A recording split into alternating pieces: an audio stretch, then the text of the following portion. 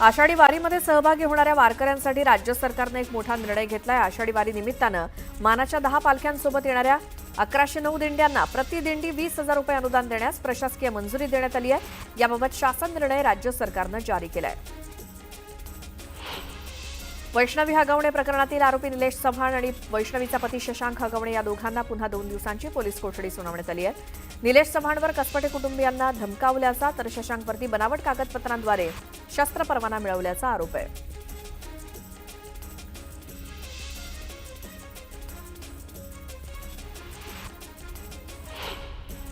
मध्य प्रदेशच्या बालाघाट जिल्ह्यात मोठी चकमक झाली। या चकमकीत 4 माओवाद्यांचा खात्मा करण्यात सुरक्षा दलाला यश आलंय।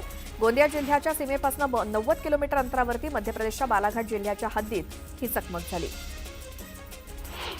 पुण्याच्या कोंढव्यातून 4 संशयित बांगलादेशींना अटक करण्यात आली। कोंढव्यातील मजूर वसाहतीतून बांगलादेशींना ताब्यात घेण्यात आले। लष्करी गुप्तचर विभाग आणि कोंढवा पोलिसांनी ही संयुक्त कारवाई केली। जालन्यातील अतिवृष्टी अनुदान घोटाळ्यातील अधिकाऱ्यांवरती गुन्हे दाखल करा अशा मागणीचे निवेदन देण्यासाठी शेतकरी पंकजा मुंडेंकडे गेले होते। यावेळी पोलीस अधिकाऱ्यांनी शेतकऱ्यांना ढकलून देत जमिनीवरती पाडलं। जालना जिल्हाधिकारी कार्यालयासमोर ही घटना घडली। विक्रोळी पूर्व आणि पश्चिमेला जोडणाऱ्या उड्डाणपुलाचे आमदार सुनील राऊत यांनी देखील उद्घाटन केलं। भाजप आणि शिवसेनेनं उद्घाटन केल्यानंतर आता उबाठा पक्षानं देखील उद्घाटन केलं।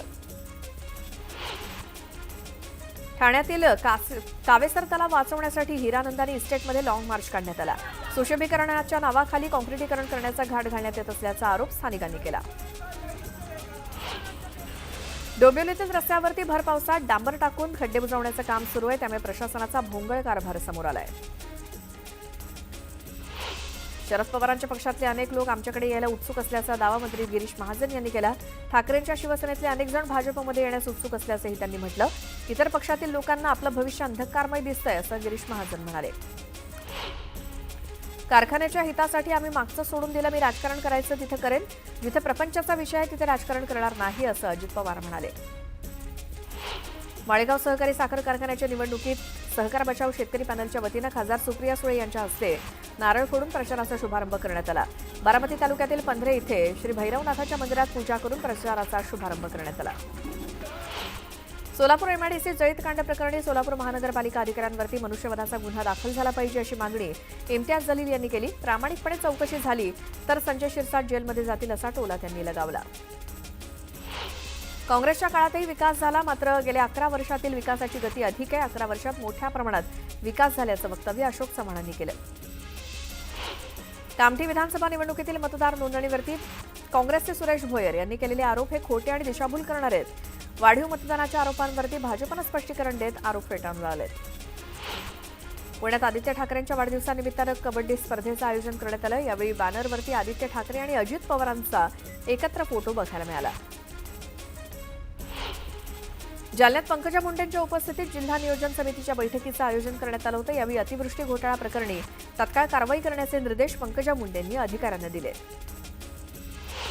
बीडच्या श्री क्षेत्र साखरवाडी इथे आमदार धनंजय मुंडे यांनी राष्ट्रीय कथाकार पंडित प्रदीपजी मिश्रा यांच्या शिवमहापुराण कथेला उपस्थिती लावली।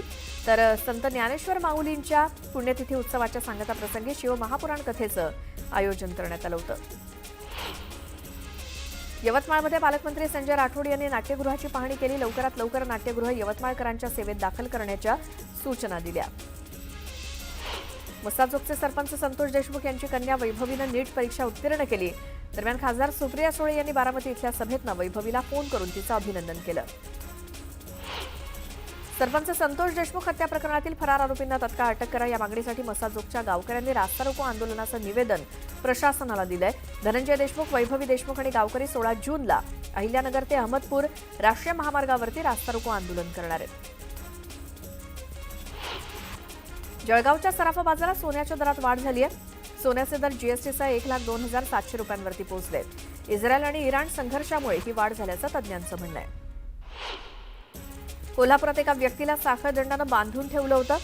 गडमुडशिंगी गावामध्ये साखळदंड बांधलेली व्यक्ती रस्त्यावरून जाताना दिसली।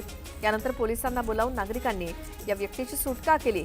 पोलिसांनी चौकशी करून पीडिताला वाऱ्यावर सोडलं, मात्र दोषींवरती कारवाई केली नाही।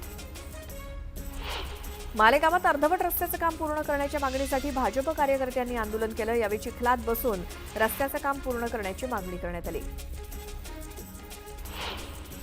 मुक्तपीठ सन्मान सोहळ्यात न्यूज 18 लोकमतनं बाजी मारल्याचं बघायला मिळालं। या सोहळ्यात न्यूज 18 लोकमतच्या चौघांना पुरस्कारानं सन्मानित करण्यात आलं। यात शरद जाधव यांना बेस्ट आउटपुट इन्चार्ज म्हणून, विशाल परदेशी यांना बेस्ट अँकर, तर श्रीकांत परब यांना बेस्ट व्हिडिओ एडिटर आणि योगेश बारड यांना बेस्ट पीसीआर डायरेक्टर म्हणून गौरवण्यात आलं। पुण्याच्या रांजण गावात महागणपती मंदिरात दर्शनासाठी भाविकांनी मोठी गर्दी केली। यावेळी संकष्टी चतुर्थी निमित्तानं गणपतीच्या गाभाऱ्याला आकर्षक फुलांनी सजवण्यात आलं। नागपुरातील एक पर्यटक कुटुंब मनाली इथे सहलीसाठी गेलं असता झिप लाईननं तुटल्यामुळे एक मुलगी 30 फूट खोल खाली पडली आणि ती गंभीर जखमी झाली। त्रिशा बिजवे असं या मुलीचं नाव आहे। पैठण एमआयडीसीतील एका केमिकल कंपनीत स्फोट झाला, त्यामुळे इमारतीच्या दुसऱ्या मजल्यावरती मोठ्या प्रमाणात आग पसरली। या घटनेत सुदैवानं जीवितहानी झाली नाही। मुंबईतल्या गोवंडीच्या शिवाजीनगर परिसरात डंपरनं चौघांना चिरडल्याची घटना घडली। अपघातात तिघांचा जागीच मृत्यू झाला, तर एक जण गंभीर जखमी आहे। संतप्त नागरिकांनी पोलिसांनाच घेराव घातल्यामुळे जमावाला पांगवण्यासाठी पोलिसांना सौम्य लाठीचार्ज करावा लागला। भिवंडी तालुक्यातील वळपाडा इथल्या प्रितेश कॉम्प्लेक्समधील केमिकलच्या गोदामाला भीषण आग लागली। आगीमुळे परिसरात धुराचे लोट दिसले। केमिकलमुळे नागरिकांना श्वास घ्यायला त्रास होत होता।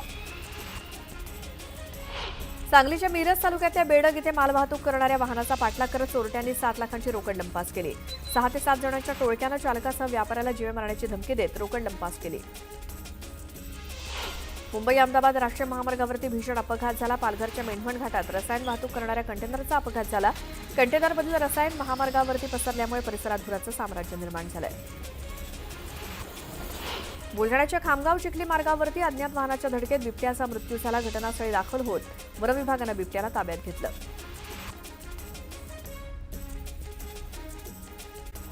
यात गावाकडच्या 50 बातम्या।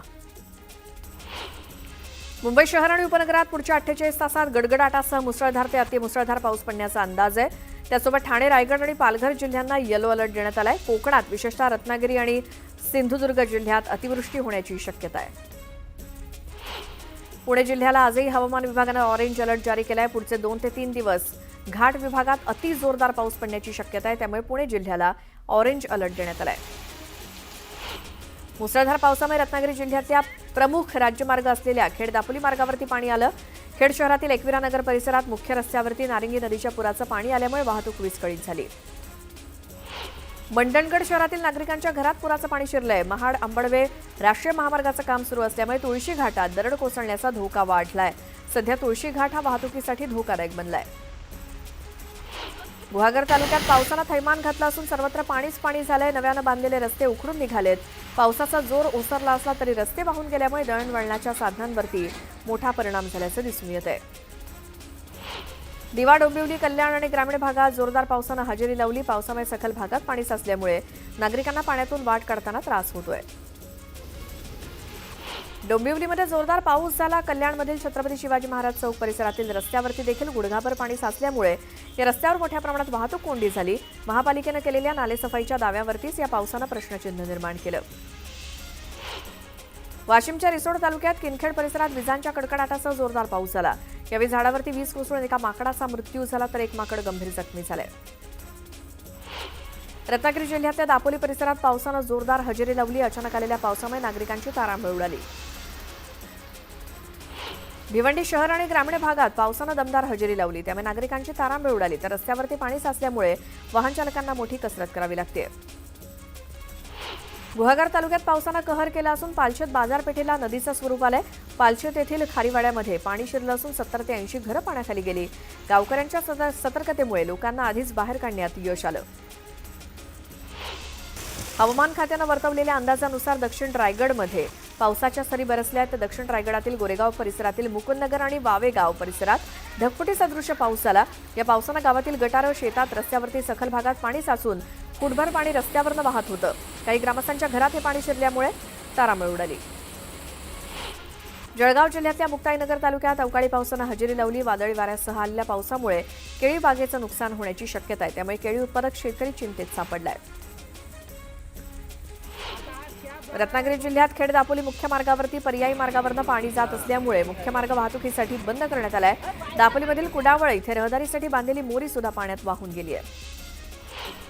पुण्यात झालेल्या मुसळधार पावसामुळे वाघोलीत एक दुचाकीस्वार पावसात वाहून जातानाचा व्हिडिओ सध्या सोशल मीडियावरती व्हायरल होतोय. हा व्हिडिओ वाघोलीतील केसनन फाट्यावरचा असल्याची माहिती मिळते. नाशिकच्या येवल्यामध्ये मुसळधार पावसानं सलग तिसऱ्या दिवशी हजेरी लावली. जोरदार पावसामुळे शेतकऱ्यांनी दुबार पेरणीच्या संकटाची चिंता व्यक्त केली. चिपळूणमध्ये पावसानं जोरदार हजेरी लावली. शेतीसाठी पाऊस चांगला असल्यामुळे शेतकऱ्यांमध्ये आनंदाचं वातावरण आहे. दरम्यान 16 जूनपर्यंत पावसाचा रेड अलर्ट घोषित करण्यात आलाय. नदीकाठच्या नागरिकांना काळजी घेण्याचं आवाहन करण्यात आलंय. वाशिम जिल्ह्यात जोरदार पावसानं हजेरी लावली. या पावसामुळे सखल भागात पाणी साचलं. सिल्लोड तालुक्यामध्ये वीज पडून 3 नागरिकांचा 4 जनावरं मृत्युमुखी पडली. सारोळा इथे 2 भावांचा तर मोढा इथे एका महिलेचा वीज कोसळून मृत्यू झाला. वादळी वाऱ्यामुळे झालेल्या केळी बागांच्या नुकसानीची पालकमंत्री अतुल सावेंनी पाहणी केली. नांदेड जिल्ह्यातील अर्धापूर तालुक्यात मोठ्या प्रमाणात केळी पिकांचं नुकसान झालंय. दरम्यान शेतकऱ्यांना मदत देण्यासाठी कॅबिनेट बैठकीत पाठपुरावा करू असं आश्वासन पालकमंत्री अतुल सावेंनी दिलं. श्री विठ्ठल रुक्मिणी मातेच्या दर्शनासाठी येणाऱ्या भाविकांना सुलभ आणि जलद दर्शन मिळावं म्हणून मंदिर समितीकडनं आज प्रथमच टोकन दर्शन प्रणालीची चाचणी घेण्यात येणार आहे. चाचणीच्या दिवशी आज सुमारे 1200 टोकन्स उपलब्ध असणार आहेत. सध्या मावळात पावसानं चांगला जोर धरला असून त्यामुळे इंद्रायणी आणि पवना नद्या ओसंडून वाहत आहेत. देहूमध्ये इंद्रायणी नदीच्या घाटावरती पाणी पायऱ्यांवरती आलं असून इंद्रायणी नदी दुथडी भरून वाहू लागली आहे. संत तुकाराम महाराजांच्या पालखी सोहळ्याची तयारी देहू देवस्थानकडून अंतिम टप्प्यात आली. 18 जूनला देहू ते पंढरपूर पालखी प्रस्थान सोहळा झाल्यानंतर दुसऱ्या दिवशी 19 जूनला पायी पालखी देहूतून पंढरपूरला मार्गस्थ होईल. संत तुकोबांच्या चिंचोली शनी मंदिराच्या पालखी विसावा मार्गाच्या कामाला वेग आलाय. अवघ्या 3 दिवसांवरती पालखी सोहळा आल्यामुळे प्रशासनाने या मार्गाची डागडुजी करण्याचं काम हाती घेतलंय. राज्यातील बाजार समितीमध्ये सोयाबीनला कमीत कमी 3,900 रुपये ते सरासरी 4,300 रुपयांपर्यंतचा दर मिळाला. अकोला बाजारात पिवळ्या सोयाबीनला सरासरी 4,895 रुपये, आर्वी बाजारात 4,000 रुपये आणि बीड बाजारात 4,100 रुपये दर मिळाला. वाशिमच्या रिसोड तालुक्यातील मांगुळ, झनक, केशवनगर आणि देगाव या वीज उपकेंद्रावरनं 35 गावांना होणारा वीज पुरवठा 2 दिवसांपासून खंडित असल्यामुळे हजारो ग्रामस्थांचे हाल होत आहेत. त्यामुळे आक्रमक झालेल्या ग्रामस्थांनी वीज उपकेंद्रावरती धडक दिली. यावेळी वीज पुरवठा सुरळीत करण्याची मागणी ग्रामस्थांनी केली. जिल्हा परिषदेच्या शाळांना नवरूप देण्यासाठी ग्रामपंचायती आणि सरपंचांनी पुढे येऊन शाळेच्या वाटचालीत सक्रिय सहभाग घ्यावा. पुणे मॉडेल स्कूल आणि मॉडेल प्राथमिक आरोग्य केंद्र उपक्रम राज्यात राबवण्यात येईल अशी घोषणा उपमुख्यमंत्री अजित पवारांनी केली. नीट यूजी परीक्षेचा निकाल जाहीर झाला. यामध्ये राजस्थानचा महेश कुमार पहिला, इंदोरचा उत्कर्ष अवधिया दुसरा तर महाराष्ट्राचा कृष्णांग जोशी तिसरा आलाय. बीड जिल्ह्यातील मस्साजोगचे सरपंच संतोष देशमुख यांची मुलगी वैभवी देशमुख नीट परीक्षा उत्तीर्ण झाली. वैभवीला नीटच्या परीक्षेत 147 गुण मिळाले. राज्यातील इयत्ता 11वीच्या केंद्रीय ऑनलाईन प्रवेश प्रक्रियेतील शून्य फेरीमध्ये राखीव कोट्याअंतर्गत 60,487 विद्यार्थ्यांनी प्रवेश निश्चित केलाय. आता विद्यार्थी आणि पालकांना केंद्रीभूत पहिल्या फेरीचे वेध लागलेत. मुंबईकरांची तहान भागवणाऱ्या सातही तलावातील पाणीसाठा कमालीचा घटला असून तो अवघ्या 9% आलाय. त्यामुळे मुंबईकरांना आजपासून राज्य सरकारच्या वैतरणा आणि भातसा तलावातील राखीव पाणीसाठा पुरवला जाणार आहे. यामध्ये वैतरणा तलावातून 68,000 दशलक्ष लिटर तर भातसामधनं 1,13,000 दशलक्ष लिटर पाणी वापरलं जाणार आहे. राज्यात कोरोना रुग्णांच्या संख्येत वाढ होते. काल 53 नवीन रुग्णांची नोंद झाली. राज्यात रुग्णांची संख्या 1,967 वरती जाऊन पोहोचली आहे. मुंबईत किंवा इतर कुठेही ज्यांचं हक्काचं घर नाही अशा गिरणी कामगार किंवा त्यांच्या वारसांना गिरणी कामगारांसाठीच्या गृह योजनेतनं घरं देताना नियमानुसार 2.5 लाखांचं अनुदान मिळावं अशी मागणी गिरणी कामगार कृती समितीने केली आहे. मुख्यमंत्री देवेंद्र फडणवीस यांची भेट घेऊन त्याबाबतचं निवेदन देण्यात आलं. पावसाळ्यातील संसर्गजन्य आजारांवरती नियंत्रण मिळवण्यासाठी खासगी डॉक्टरांचं योगदान महत्त्वाचं आहे. शहरातील प्रत्येक नागरिकाचं आरोग्य सुरक्षित ठेवणं ही सामूहिक उद्दिष्ट आहे आणि त्यासाठी डॉक्टरांनी आपल्या रुग्णांपर्यंत तपासणी, स्वच्छता आणि पाणी झाकून ठेवणं ही त्रिसूत्री रुग्णांपर्यंत पोहोचवावी असं आवाहन महापालिका आयुक्त शेखर सिंह यांनी केलंय. पिंपरी चिंचवड महापालिकेच्या कर आकारणी आणि कर संकलन विभागानं थकबाकी वसुलीसाठी व्यापक स्वरूपात जनजागृती केल्यानंतरही शहरातील 76,688 मिळकतधारकांकडे 498 कोटींची थकबाकी आहे. या थकबाकीदार मिळकतधारकांना 2025-26 या आर्थिक वर्षाच्या देयकासोबतच जप्तीपूर्व नोटीस पाठवण्यात आली आहे.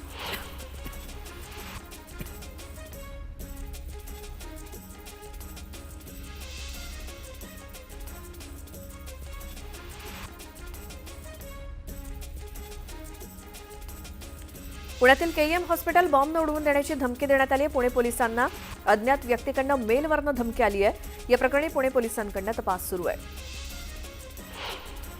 नवी मुंबईत मोठ्या बांधकाम प्रकल्पांना परवानगी देणारा नगररचना विभाग प्रभावी असणारे मलनिस्सारण खातं तसंच स्थापत्य विभागात मोक्याच्या ठिकाणी बदली मिळावी यासाठी प्रशासकीय प्रमुखांवरती वेगवेगळ्या मार्गाने दबाव आणला जात असल्याची चर्चा सुरू असते. यासाठी पालिका आयुक्तांनी लेखी परीक्षांचा उपाय काढलाय. मुंबई उच्च न्यायालयाच्या आदेशानंतर ठाणे महापालिकेच्या शहर विकास विभागानं शहरातील नाविकास क्षेत्र आणि हरित क्षेत्रात झालेल्या अनधिकृत बांधकामांचं सर्वेक्षण सुरू केलंय. सर्वेक्षण करून 2 दिवसात अहवाल सादर करण्याचे आदेश संबंधित अधिकाऱ्यांना देण्यात आले.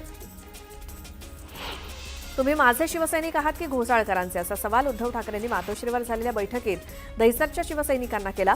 मातोश्रीवरती उद्धव ठाकरेंनी विनोद आणि तेजस्वी घोसाळकरांच्या अपरोक्ष त्यांना त्यांच्या वॉर्डातील शाखाप्रमुख आणि गटप्रमुखांना बैठकीसाठी बोलावलं होतं. या बैठकीत तेजस्वी घोसाळकर यांच्या नाराजीबाबत पदाधिकाऱ्यांकडून मत जाणून घेण्यात आलं.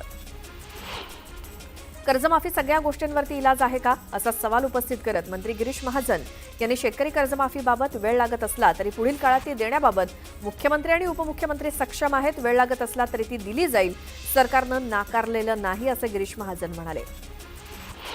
उबाठाचे संपर्क प्रमुख भास्कर जाधव यांच्याकडनं नागपुरातील पदाधिकाऱ्यांची बैठक घेण्यात आली. पालिका निवडणुकीसाठी पदाधिकाऱ्यांना कामाला लागण्याच्या सूचना देण्यात आल्या. नागपूर महानगरपालिकेच्या 151 जागांवरती तयारी करण्याच्याही सूचना देण्यात आल्या.